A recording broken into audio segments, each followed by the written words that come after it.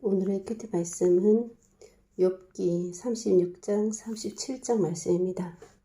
엘리후가 하나님을 위해서 할 말이 있다라고 말하는 부분인데 하나님의 성품에 대해서 계속 말하고 있습니다.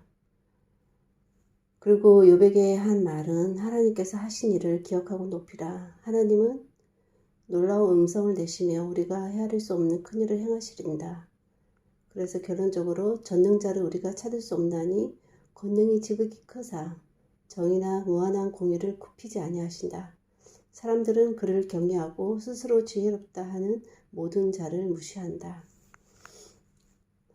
하나님 아무리 사람이 의롭다 한들 하나님과 비교될 수 없고 하나님 우리가 알고 싶다고 알게 되고 찾고 싶다고 찾아지고 우리가 부를 때 즉각 대답하시는 분이 아니시니 다만 하나님의 성품과 하신 일을 기억하고 높이고 찬양하고 경배하고 경외하라는 결론입니다.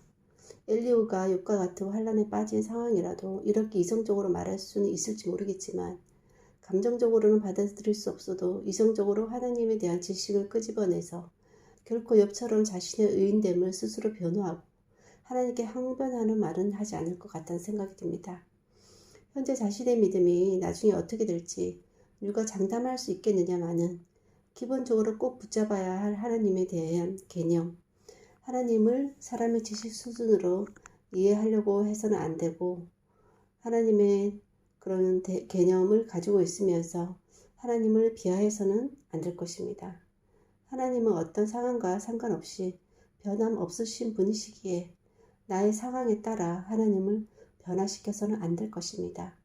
하나님 보시기에 현재의 상황도 아직은 끝이 아니고 그렇게까지 힘든 극한의 상황은 아닐 수도 있을 것 같다는 생각이 듭니다.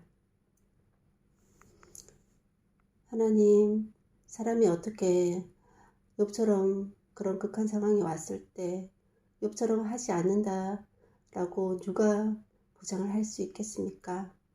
하지만 엘리후처럼 하나님에 대한 기본적인 개념을 확고히 함으로 말미암아 어떤 상황이 닥치더라도 하나님을 나의 수준으로 끄집어내는 어리석은 자 되지 않게 하시고 내가 하나님과 같은 수준인 것처럼 스스로를 변호하거나 저의 의인된 됨을 내 입으로 주장하는 어리석은 일을 범치 않도록 도와주시옵소서. 지금도 참으로 힘든 상황이라고는 하지만 아직은 그래도 끝은 아니고 점점 더 힘들어지는 상황이 전 세계적으로 닥칠 터인데 그런 상황이라 할지라도 끝까지 하나님에 대한 기본적인 개념을 확고히 함으로 감정적으로는 하나님을 저의 수준으로 끌어내리고 싶다 할지라도 이성적으로는 그런 죄를 범치 않도록 하나님께서 이 말세의 때에도 하나님에 대한 기본적인 개념을 꼭 기억하고 하나님께서 지금까지 하신 일을 기억하며 찬양하고 경배하며 경외하는 저의 입술이 될 수 있기를 간절히 소원하고 모든 말씀 예수님 이름으로 기도하였습니다. 아멘.